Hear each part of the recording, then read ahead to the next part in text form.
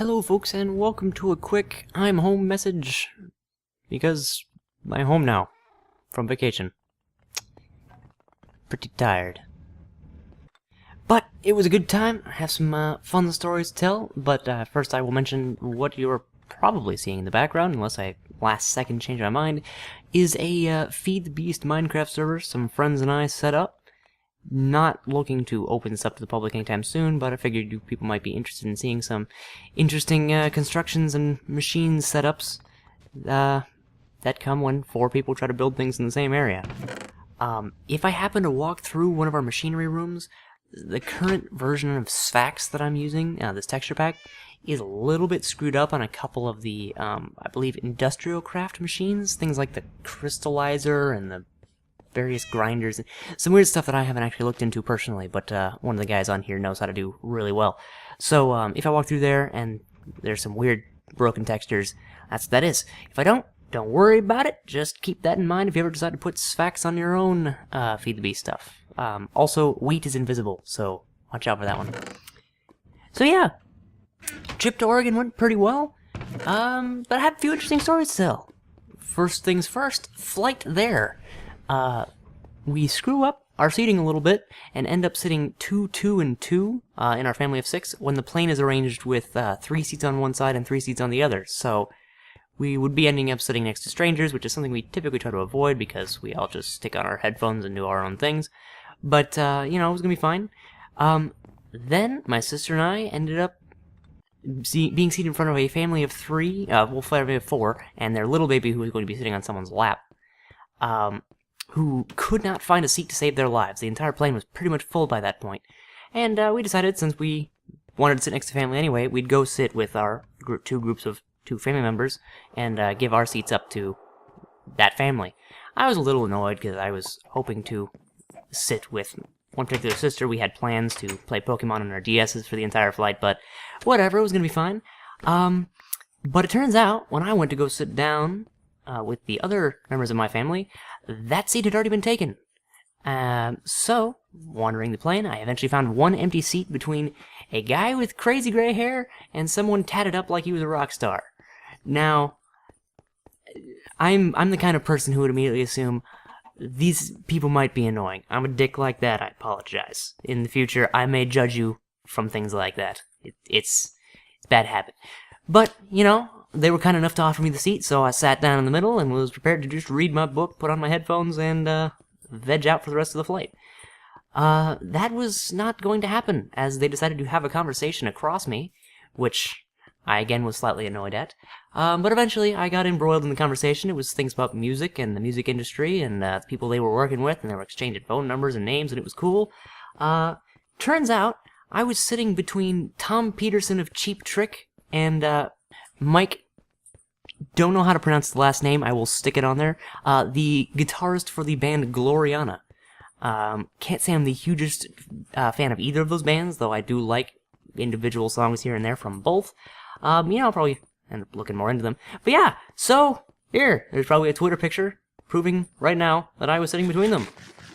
Pretty interesting. First celebrity sighting? Really interesting. And both great guys. Tom Peterson didn't say much. The other guy said a whole lot.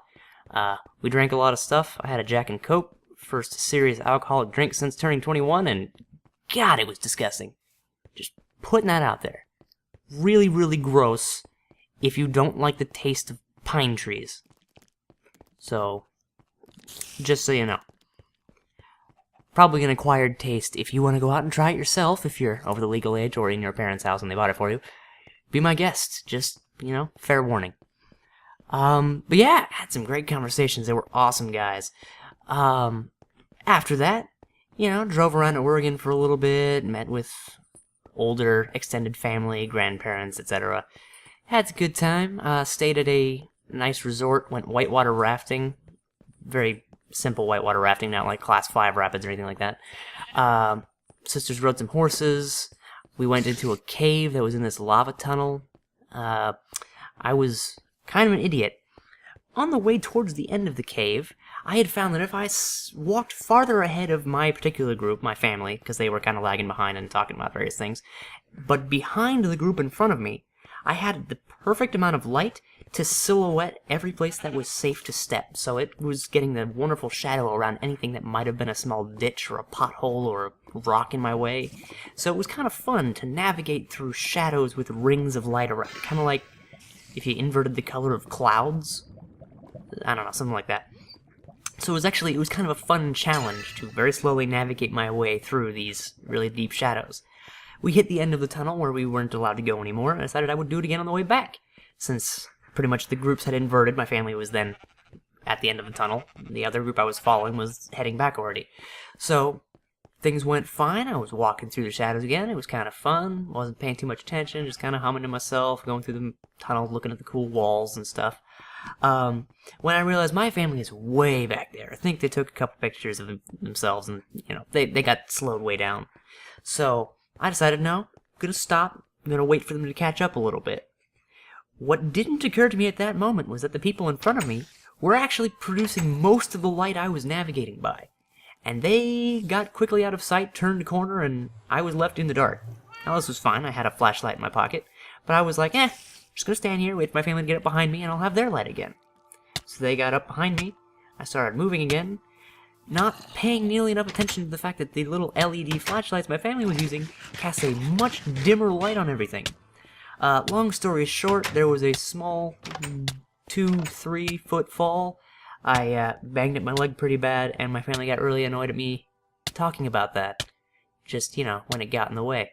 So, pro tip, if you're going to walk around in caverns and you think you have enough light to continue, make sure you have twice as much light as you think you need to continue.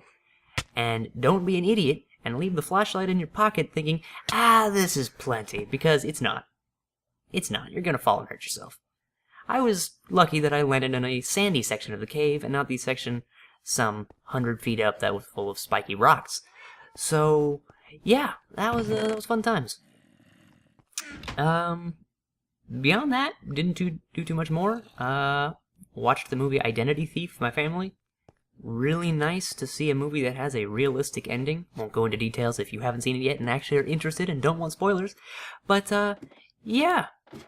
Kind of broke out of conventions, didn't follow every single trope of those kinds of movies. It was fun. Actors were all good. And, one of the bad guys is the T-2000, T-1000 from Terminator 2. That guy. Yeah. That guy's an awesome actor, by the way. Don't know his name. I don't think I'll bother putting it up on here because it's easy enough to Google that information. I will probably find it out on my own time, however. Need to look for more of that guy's movies. And yeah, then it was a long 3.5 hour flight back home. Listened to the co-optional podcast the entire way back. Had that downloaded on my sister's phone before we came back. And that was awesome. Normally, co-optional podcasts, I love watching it. Used to be the TGS podcast. I watch it on YouTube, but it's 3 hours, and it's very rare that I have something I can do for 3 hours while that's going on. And I hate to think of the time that I'm wasting watching this. I actually do learn quite a bit from watching that show, / listening to it. But, it's 3 hours where I could have been doing something different. So, when I have nothing else to do on the plane, it was an awesome time to listen to that thing as a podcast. That said, they do reference things that they're showing on the show, or things that they're displaying on their own cameras that you don't get to see if you aren't actually, watching them. But, awesome podcast. If you ever find yourself with 3 hours and nothing else to do and you want to hear some guys talk about video games and way more stuff that isn't video games, totally check that out. That said, gonna start checking on the next series of videos I'm gonna do, and also start plotting out the non-Let's Play stuff. Not entirely sure I'm gonna even write skeleton scripts when I actually begin. Things end up getting a lot less natural. I take a lot more time trying to read what I have written and then getting off the rails and getting pissed and starting over. That's just a big waste of time. I will probably try to make things a little more formal than these types of videos where I actually ramble and get off track and, that sort of thing. End sentences with, that sort of thing. But you know, it's gonna be a little more casual than if I just wrote out an entire script and tried to fake my own inflections. So we'll see how that works out. In the meantime, hope you enjoyed whatever footage this was in the background, and I will see you folks next time.